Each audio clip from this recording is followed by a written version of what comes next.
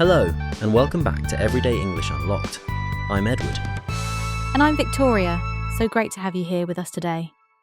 This is episode 9, and today we are talking about one of our absolute favourite topics, summer holidays.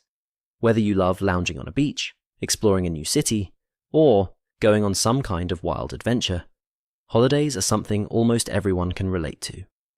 And it's a brilliant topic for practicing your English. So much vocabulary, so many great expressions, and everyone has a story to share. Exactly. So sit back, relax, and listen along as we have a proper chat about summer holidays. Let's get into it. So Edward, let's start with the basics. What kind of holiday person are you?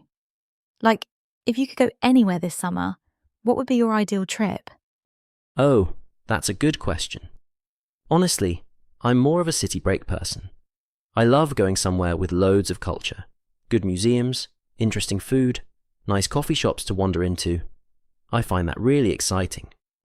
Oh, interesting. So you're not really a beach holiday person? I mean, I don't hate a beach, but honestly, sitting on a sun lounger doing nothing for 2 weeks, that's just not really my thing. After about 2 days, I start getting restless. I need to be moving around, seeing things, you know? Yeah, I totally understand that. I'm sort of the opposite. I'd rather find a beautiful beach somewhere, put my book down, and do absolutely nothing for a week. That's the dream. Really? A whole week just on the beach? Oh, absolutely. I can't stand rushing around on holiday, trying to tick things off a list. We only have 3 hours, let's see 6 museums. No thank you. I want to feel rested when I come home. Right, fair enough. Although I will say, some of my best holiday memories have come from just wandering around a city with no plan. You stumble across a hidden restaurant or some amazing street art, that kind of thing. That does sound lovely. The key word is no real plan. It's when people plan every single minute that it stops feeling like a holiday. 100%. So what about other types of holidays? Have you ever been camping, for instance? Oh, camping. I've tried it, but only once. The first evening was genuinely lovely. Campfire, cooking outside, incredible stars. I thought, okay, maybe I get it. Right, yeah. But then? But then it rained all night. The tent was soaking, I was freezing, and I had to walk across a muddy field to the bathroom at 2 a.m. This is not for me. I've always wanted to try glamping though. Glamping, yes. That's like camping, but with a proper bed and maybe a hot tub involved. Exactly. All the nice parts, none of the suffering. That's my kind of outdoor experience. I actually love proper camping. I did a road trip a few years ago where we just drove across the coast and camped at different spots along the way. It was incredible. Oh wow, a road trip. I've always wanted to do one of those. Where did you go? We drove through Portugal, started in Lisbon, headed south along the coast. We didn't have a fixed plan, just drove for a few hours, found somewhere that looked nice and stopped. It was brilliant.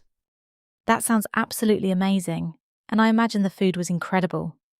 Oh, unbelievable. Fresh fish every day.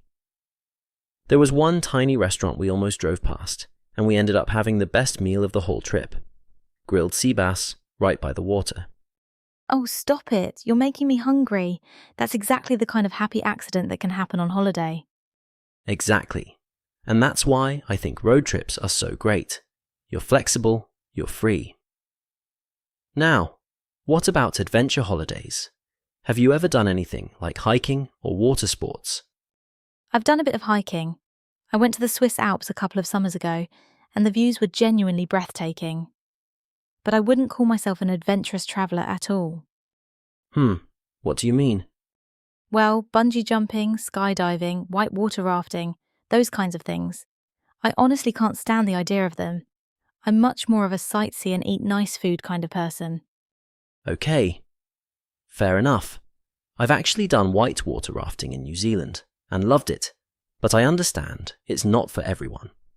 One of the guys in our group turned absolutely green. That would be me. Absolutely not. Okay, let's talk about something we can all relate to. the not so fun parts of going on holiday, because it's not all sunshine and sea bass. Oh no.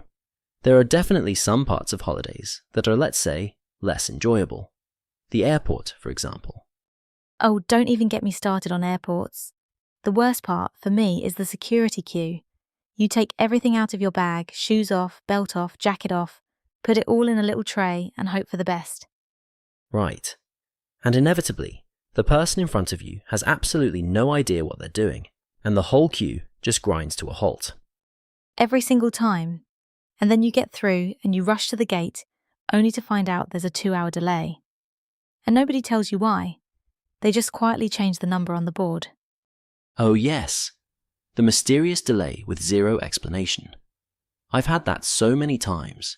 One time, we ended up sitting on the runway for nearly 3 hours before they even told us what was happening. You stare out the window, finish your book, eat all your snacks too early, and try to remember why you enjoy travelling. Ha! And what about packing? I find packing before a holiday genuinely stressful. Yes, I always pack too much. I'll pack for every possible situation. What if it rains? What if there's a fancy dinner? What if I need hiking boots? And then I spend the whole trip dragging around a massive suitcase. Ha! Yes. I used to do that too. But now I've really tried to master the art of packing light. Just a carry-on bag. It's genuinely life-changing. Really? Just a carry-on? For a whole week? For a whole week, you just have to be a bit clever about it. Wear your heaviest things on the plane, mix and match your outfits. It's honestly fine. And you never have to wait at the luggage carousel. That alone is worth it. The luggage carousel. Right.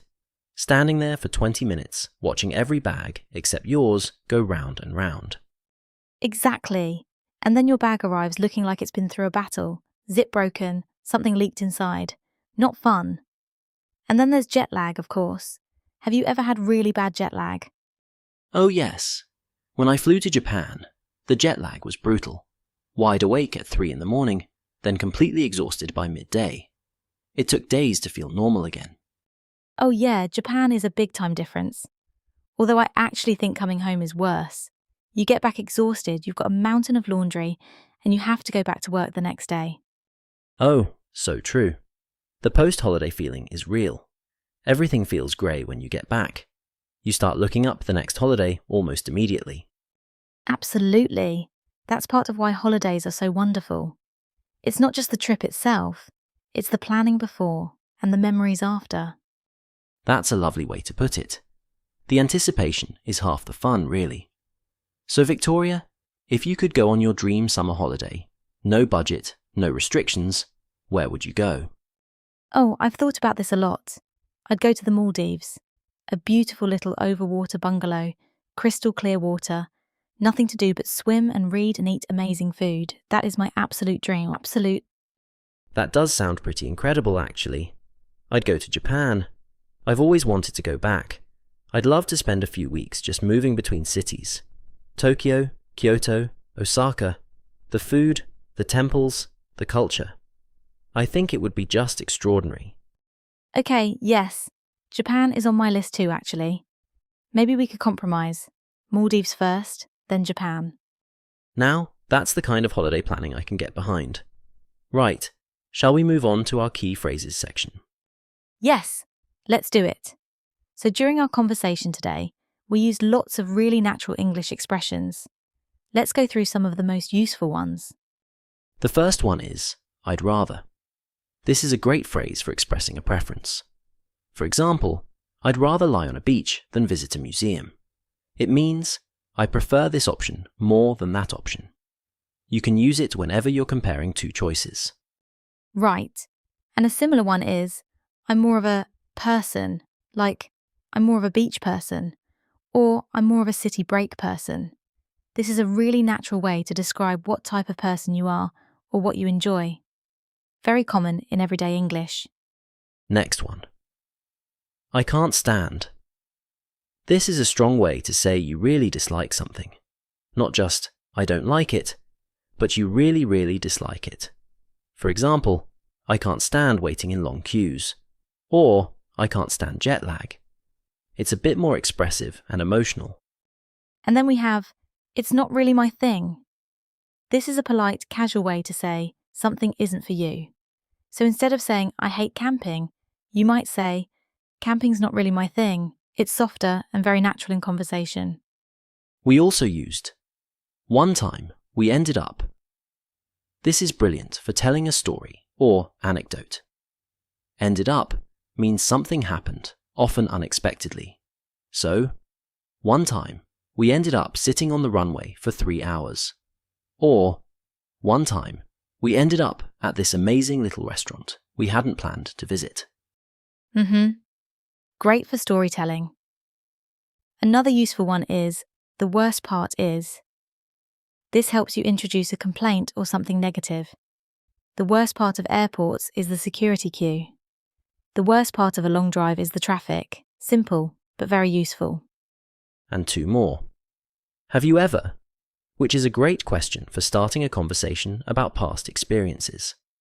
Have you ever been camping? Have you ever had really bad jet lag? It uses the present perfect tense, and it's super useful in everyday conversation. And finally, I've always wanted to.